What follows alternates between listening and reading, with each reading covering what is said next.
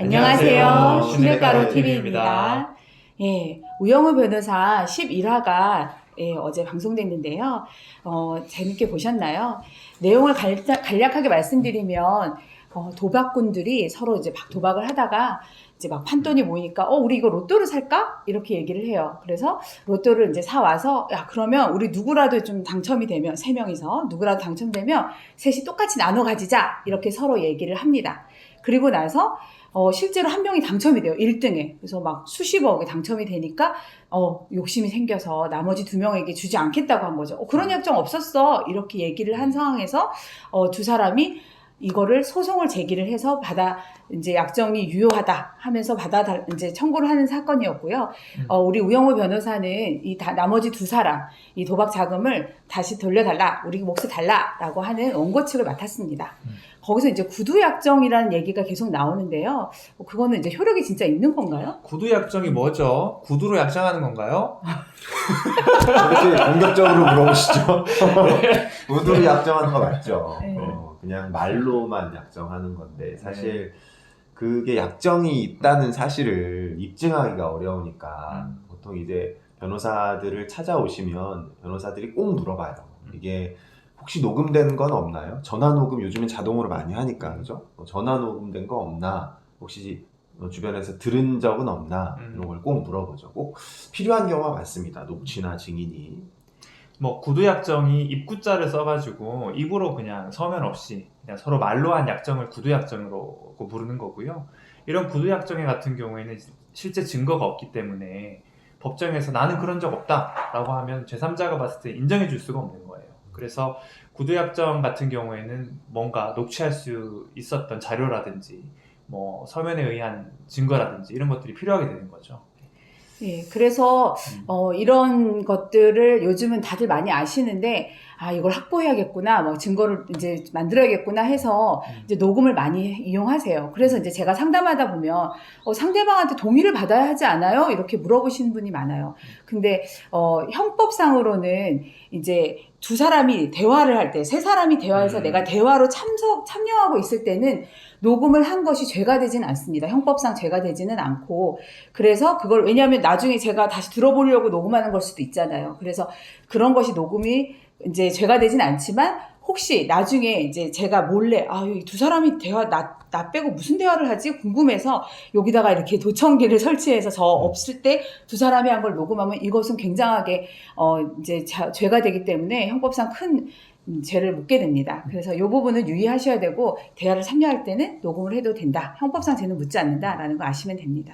전화통화 같은 경우에도 마찬가지예요. 전화통화하면 내가 대화자가 되는 거니까 그러면 대화자로 참여한 상태에서는 녹음을 해도 형법상 처벌되지는 않는다. 그리고 이렇게 우리끼리 이렇게 얘기하면서 얘기에 끼게 되면 그러면 녹음을 해도 괜찮다. 이렇게 정리하시면 되겠습니다. 극 중에서 도박 판돈으로 로또를 구입하잖아요. 네. 그렇죠. 네. 이제 우리도 사실 복권 한번 사보자 돈 모아가지고 그런 얘기를 가끔 이제 농담 삼아서 하는 경우들이 있는데, 여기서는 도박 판돈으로 샀다는 게 좀 특이해 보이고, 극 중에서도 이게 반사회 질서 위반이다, 103조 위반이다, 이런 이야기들이 많이 나오더라고요. 이게 무슨 이야기인가요? 이제 이 우영우 변호사 이 드라마가 좋은 점이 뭐냐면, 우영우 변호사가 이제 천재로 나오잖아요. 그래서 민법 103조 위반입니다 이렇게 얘기하면서 조문도 얘기하고 내용도 줄줄줄 읽어요. 변호사들도 이제 대략은 알지만 그렇게 우영우 변호사처럼 따따따따따 말하기는 어려운데, 이제 선량한 풍속, 기타 사회 질서에 위반한 사항을 내용으로 하는 법률 행위는 무효로 한다라는 거예요. 그래서 예를 들면 저 사람을 죽여. 그럼 죽이면 돈 줄게.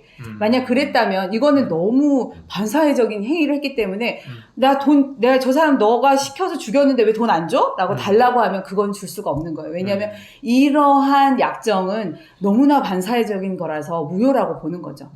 근데 이제 이 사건에서는 도박은 반사회 질서가 맞아요. 근데 도박으로 해서 딴 돈, 도박의 판돈, 그럼 요 돈으로 이제 로또를 샀고, 그 다음에 그 로또가 당첨되면 3명이 나눠 갖자는 요 약정이 이 도박이 반사회 질서라고 해서 요거까지가 과연 무효인가? 요게 쟁점이었죠. 그렇죠. 실제 이런 부분들이 많이 문제가 되는 게 민법 조문상에는 선량한 풍속에 위반되는 행위가 무효라고 하는데 이 선량한 풍속이라는 게 어디까지가 선량한 풍속인지에 대해서 잘 이제 정의되어 있지 않아요.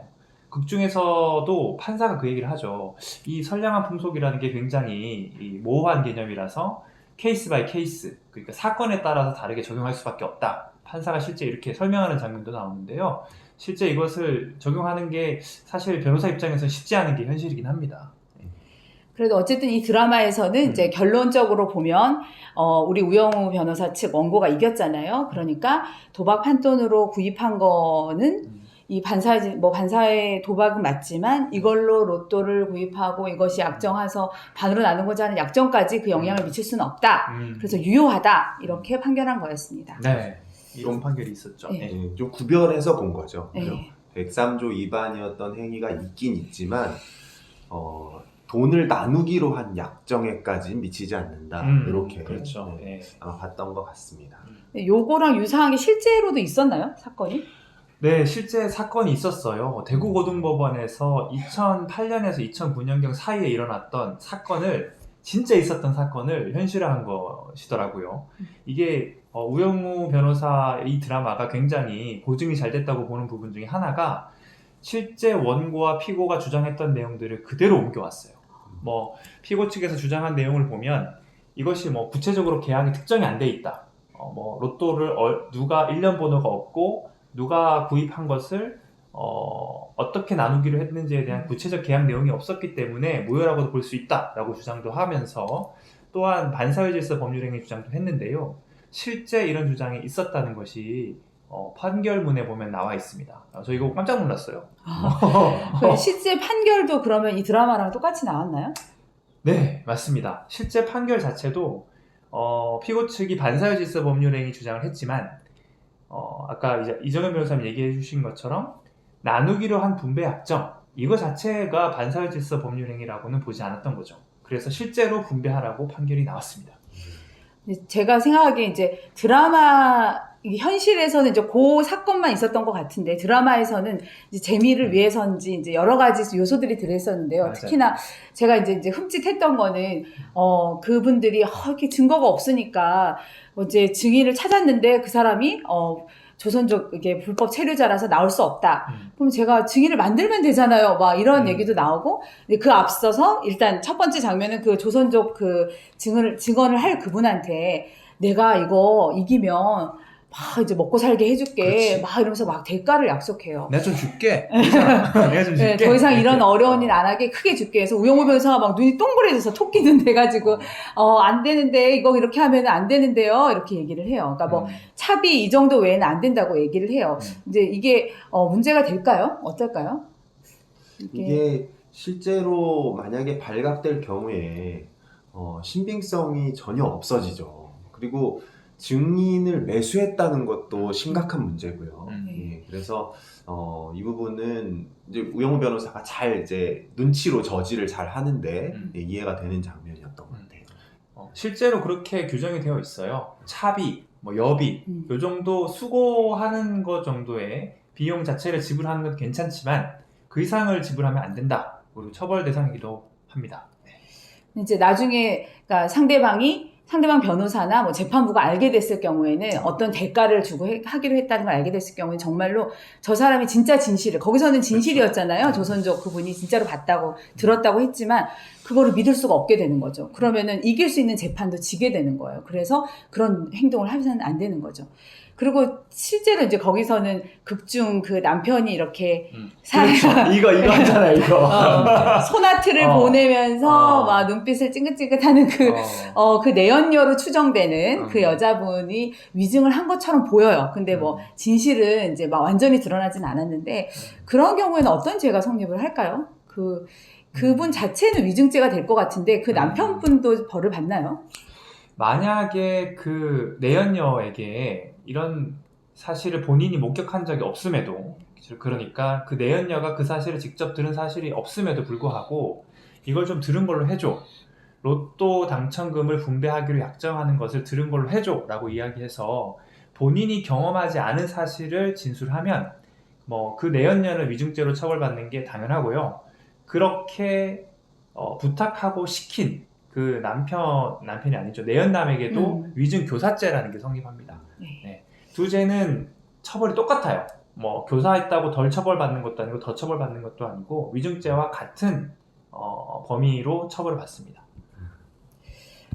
그리고 이제 거기서 이제 낯서실 수도 있는데 이혼할 때는 이제 이혼을 상담하실 때는 저희가 말씀드린데 특유 재산이라는 게 있어요. 그래서 아내분들이 와서 남편하고 살아가면서 이혼을 결심하실 때 그 재산, 남편 명의로 있는 재산 다 제 거, 반은 제 거 맞나요? 이렇게 물어보세요. 근데 사실은 이제 반은 제 거라고 생각하실 수도 있지만 특유 재산이라는 부분은 빼고 생각하셔야 돼서 거기서도 나옵니다. 특유 재산은 뭐라고 설명하면 좋을까요?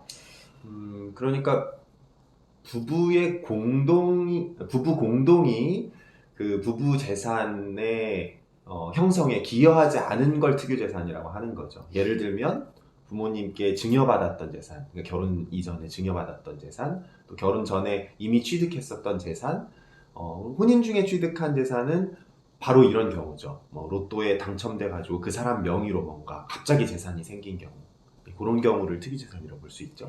네, 근데 이제 요 드라마에서는 그런 특유재산에 대한 내용 나오면서 이제 로또니까 거기에만 집중을 하긴 했었는데, 이제 예를 들면 뭐 증여를 부모님께 받은 것이라고 해도 수년, 뭐 보통 5년을 보더라고요. 5년, 뭐 10년씩 결혼 생활하면서 부부 재산에 편입이 돼요. 그러면은 뭐 집을 받았다. 그러면 아내도 그 집을 관리하고 뭐 돌보고 또 여러 가지 재산이 같이 섞이면서 증식하고 이렇게 했잖아요. 그래서 그런 부분들이 있어서 그때 아버님한테 뭐 집 받았으니까 그 집 그대로 가져가 내 특유 재산이야 이렇게 하지 않고 재판부에서도 법원에서도 요것에 대한 뭐 아내의 기여도, 그러니까 증여받지 않은 상대방에 대한 기여도도 생각을 해서 재산 분할 대상으로 보고 있습니다. 예. 그렇죠.